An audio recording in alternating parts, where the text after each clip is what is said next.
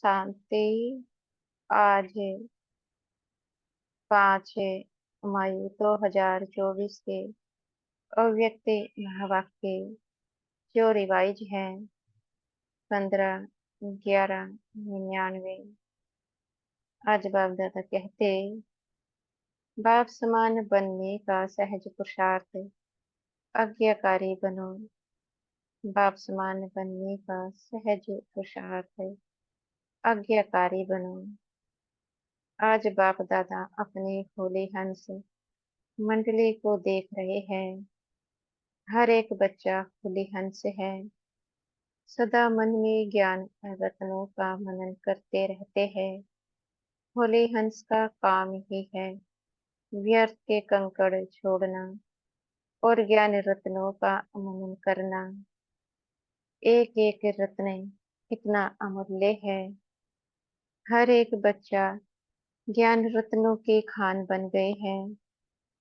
ज्ञान रत्नों के खजाने से सदा भरपूर रहते हैं। आज बाप दादा बच्चों में एक विशेष बात चेक कर रहे थे। वह क्या थी?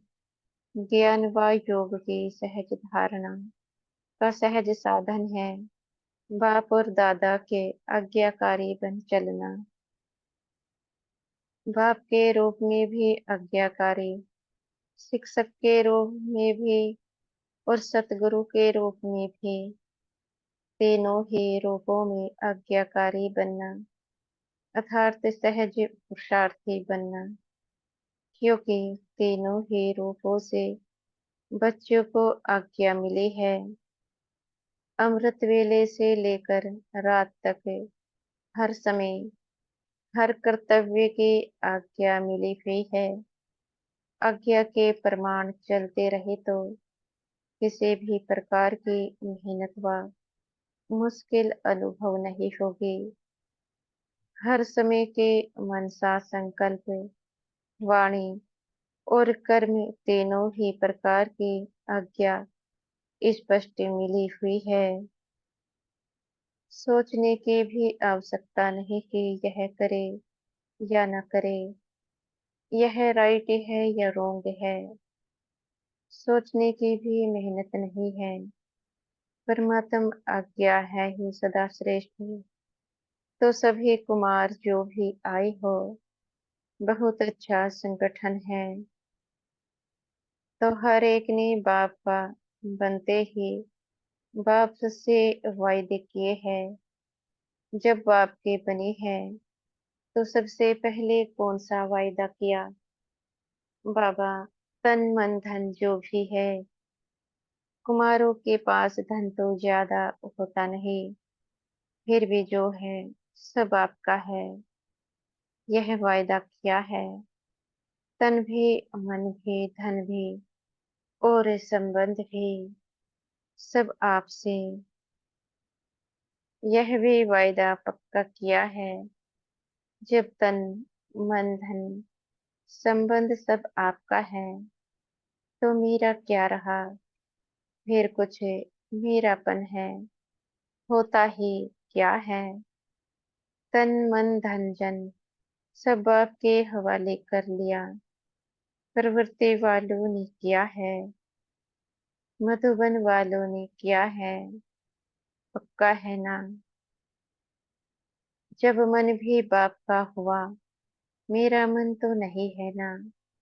या मन मेरा है, मेरा समझकर यूज करना है। जब मन बाप को दे दिया तो यह भी आपके पास अमानत है। फिर युद्ध किसमें करते हो? मेरा मन परेशान है। मेरे मन में व्यर्थ संकल्प आते हैं।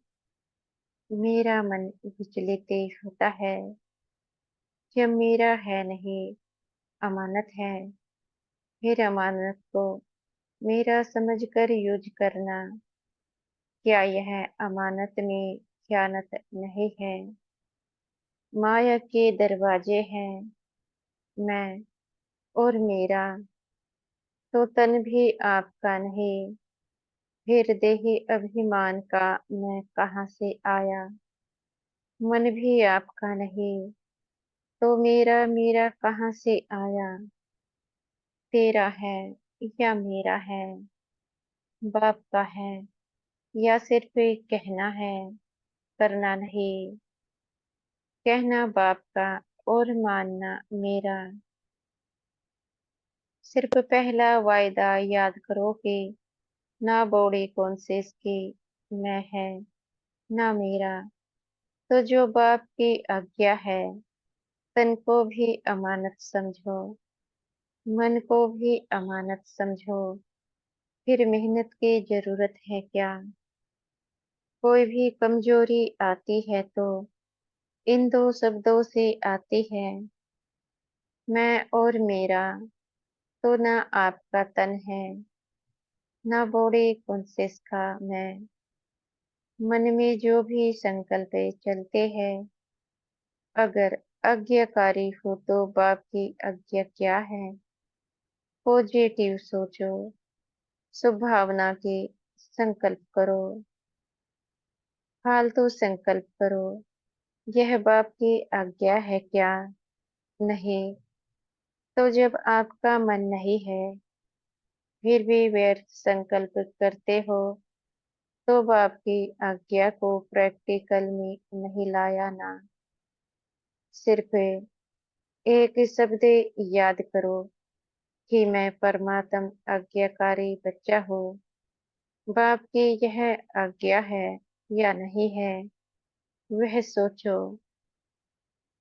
जो आज्ञाकारी बच्चा होता है, वह सदा बाप को सबदा ही याद होता है, सबदा ही प्यारा होता है, सबदा ही बाप के समीप ही होता है।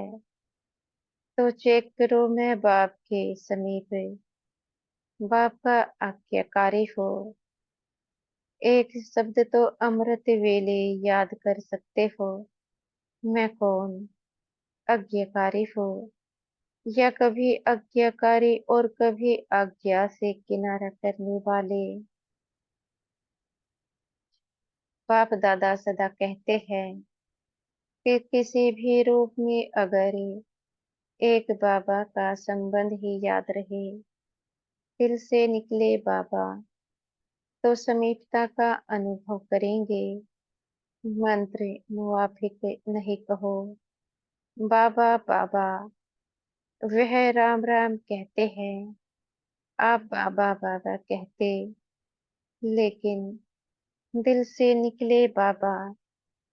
हर कर्म करने से पहले चेक करो कि मन के लिए, तन के लिए या धन के लिए बाबा की आज्ञा क्या है।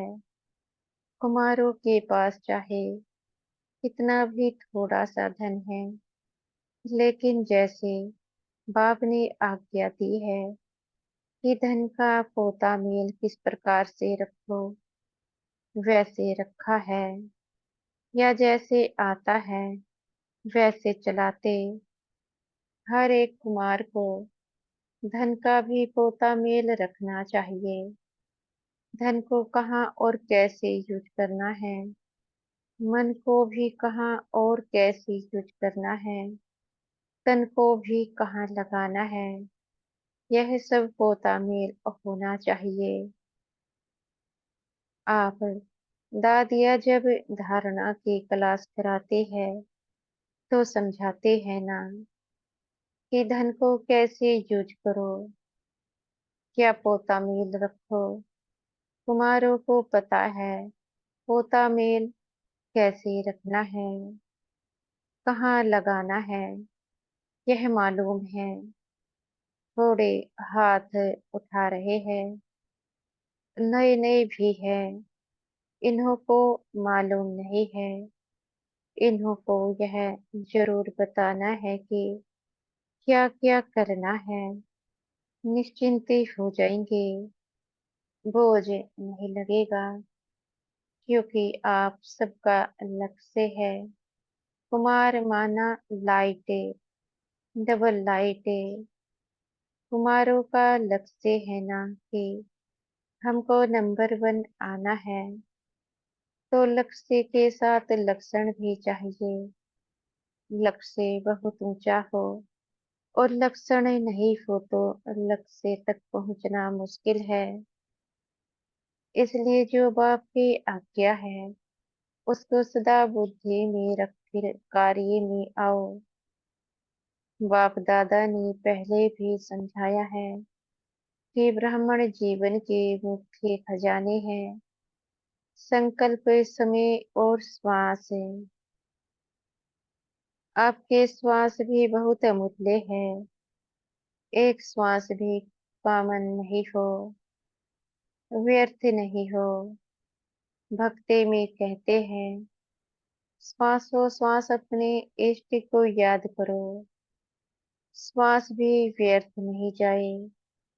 ज्ञान का खजाना, शक्तियों का खजाना, यह तो है ही, लेकिन मुख्य यह तीनों खजाने संकल्प, समय और श्वास है।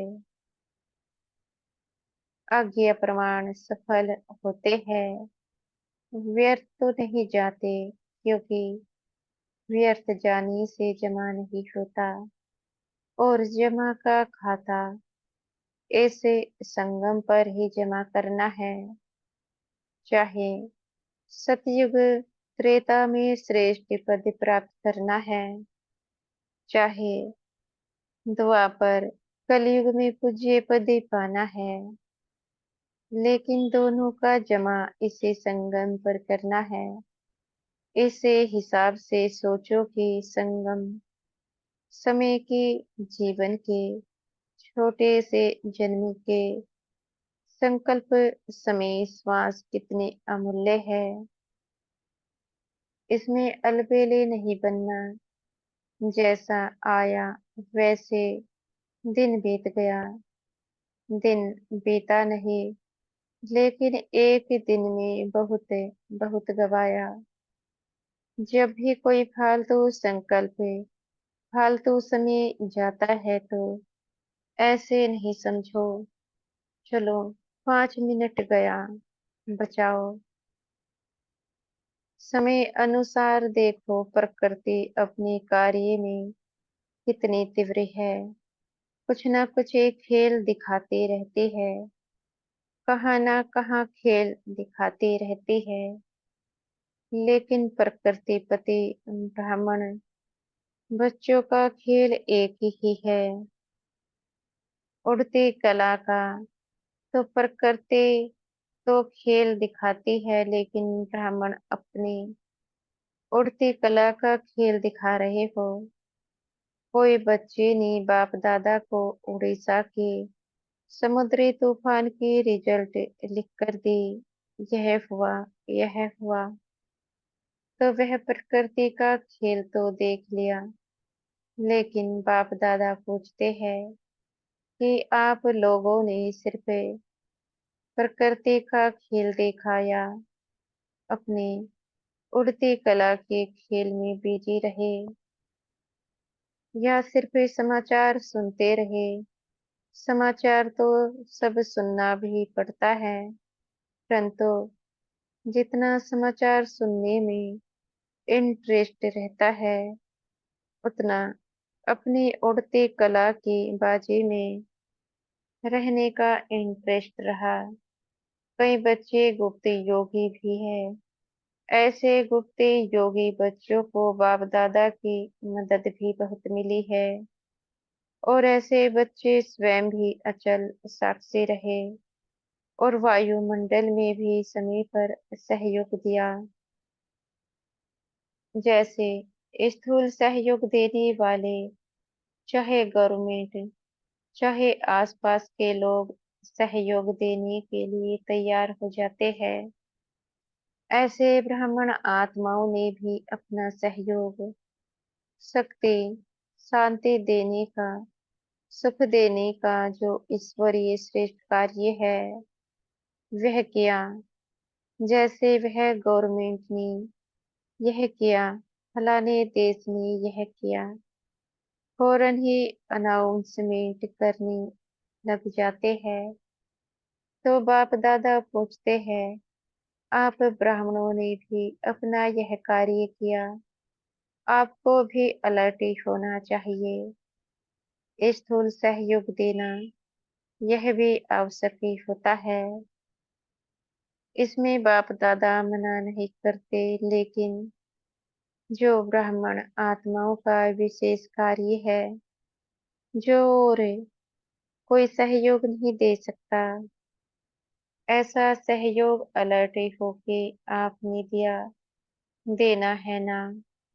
या सिर्फ उन्हों को वस्त्र चाहिए, अनाज चाहिए, लेकिन पहले तो मन में शांति चाहिए, सामना करने की शक्ति चाहिए। तो स्थूल के साथ सूक्ष्म सहयोग ब्राह्मण ही दे सकते हैं, और कोई नहीं दे सकता है। तो यह कुछ भी नहीं है, यह तो रिहर्सल है। रियल तो आने वाला है, उसके रिहर्सल आपको भी बाप या समय करा रहा है। तो जो शक्तियाँ, जो खजाने आपके पास है, उसको समय पर यूज करना आता है। कुमार क्या करेंगे? शक्तियाँ जमा है, शांति जमा है, यूज करना आता है। हाथ तो बहुत ही अच्छा उठाते हैं, अभी प्रैक्टिकल में दिखाना है। साक्षी होकर देखना भी है, सुनना भी है, और सहयोग देना भी है। आखिर रियल जब पाठ बजेगा, उसमें साक्षी और निर्भय होकर देखे भी और पाठ भी बजावे। कौन सा पाठ? दाता के बच्चे दाता बन, जो आत्माओं को चाहिए वह देते रहे। तो मास्टर दाता है ना। स्टॉक जमा करो, जितना स्टॉक अपने पास से होगा, उतना ही दाता बन सकेंगे। अंत तक अपने लिए ही जमा करते रहेंगे, तो दाता नहीं बन सकेंगे। अनेक जन्म जो श्रेष्ठ पद पाना है, वह प्राप्त नहीं कर सकते हैं। इसलिए एक बात तो अपने पास स्टॉक जमा करो। शुभ भावना, श्रेष्ठ कामना का भंडार सदा भरपूर हो। दूसरा, जो विशेष शक्तियां है, वह शक्तियां जिस समय जिसको जो चाहिए वह दे सको। अभी समय अनुसार सिर्फ अपने पुरुषार्थ में संकल्प और समय दो। साथ साथ दाता बन विश्व को भी सहयोग दो। अपना पुरुषार्थ तो सुनाया, अमृत वेले ही यह सोचो कि मैं आज्ञाकारी बच्चा हो। हर कर्म के लिए आज्ञा मिली हुई है, उठने की, सोने की, खाने की, कर्मयोगी बनने की। हर कर्म की आज्ञा मिली हुई है। आज्ञाकारी बनना यही बाप समान बनना है। बस श्रीमत पर चलना, ना मनमत, ना परमत, एडिशन नहीं हो। कभी मनमत पर, कभी पर मत पर चलेंगे, तो मेहनत करनी पड़ेगी, सहज नहीं होगा। क्योंकि मनमते परमते उड़ने नहीं देगी। मनमते परमते बोझ वाली है, और बोझ उड़ने नहीं देगा। श्रीमत डबल लाइट बनाती है। श्रीमत पर चलना अर्थात सहज बाप समान बनना।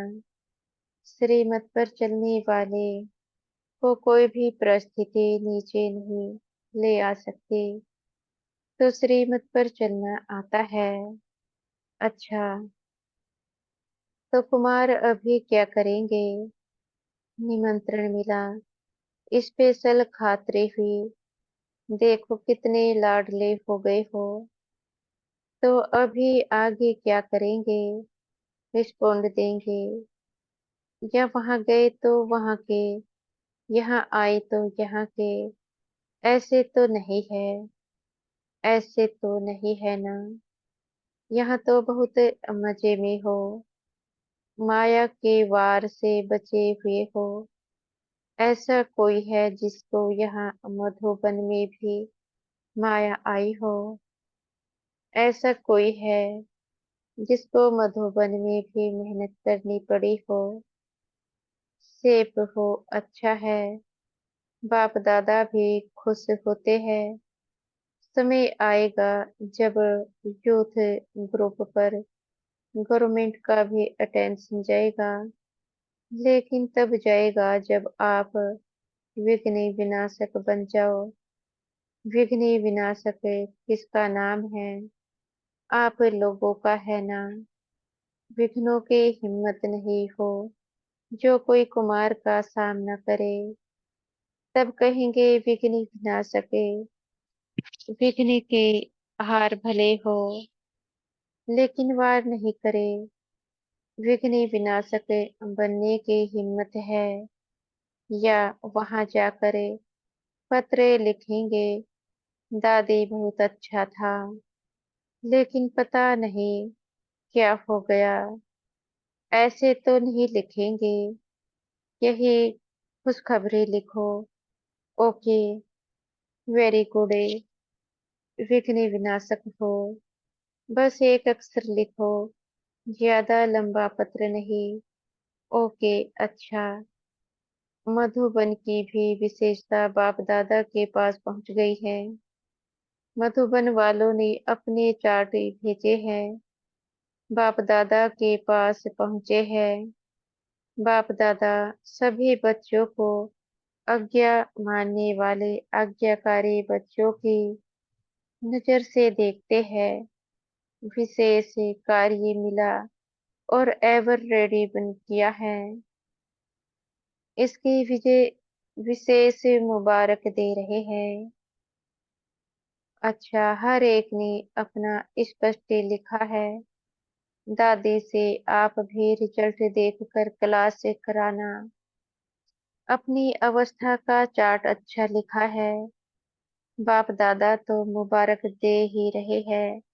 सच्चे दिल पर सच्चा साहिब राजी होता है। अच्छा, चारों ओर के बाप दादा के आज्ञाकारी बच्चों को सदा, विघ्न विनाशक बच्चों को सदा, श्रीमत पर सहज चलने वाले, मेहनत से मुक्त रहने वाले, सदा मौज में उड़ने और उड़ाने वाले, सर्व खजाने के भंडार से भरपूर रहने वाले ऐसे बाप के समीप और समान रहने वाले बच्चों को बहुत बहुत ही याद, प्यार और नमस्ते। कुमारों को भी विशेष अथक और एवर रेडी, सदा उड़ती कला में उड़ने वालों को बाप दादा का विशेष याद, प्यार। हम बच्चों के भी मीठे प्यारे बाप दादाजी को याद, प्यार, गुड मॉर्निंग और नमस्ते।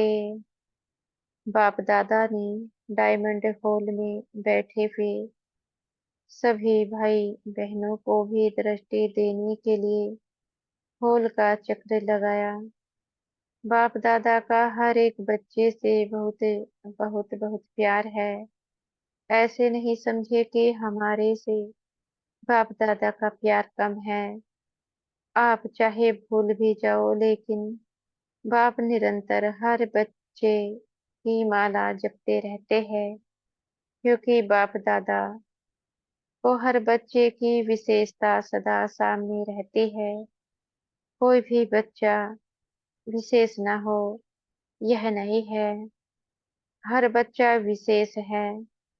बाप कभी एक बच्चे को भी भूलता नहीं है, तो सभी अपने को विशेष आत्मा है और विशेष कार्य के लिए निमित्त है। ऐसे समझ के आगे बढ़ते चलो। अच्छा, आज का वरदान है, सदा रूहानी स्थिति में रहे, दूसरों की भी रूह को देखने वाले, रूहानी रूहे गुलाब भव, सदा रूहानी स्थिति में रहे। दूसरों की भी रूह को देखने वाले रूहानी रूहे गुलाब भव।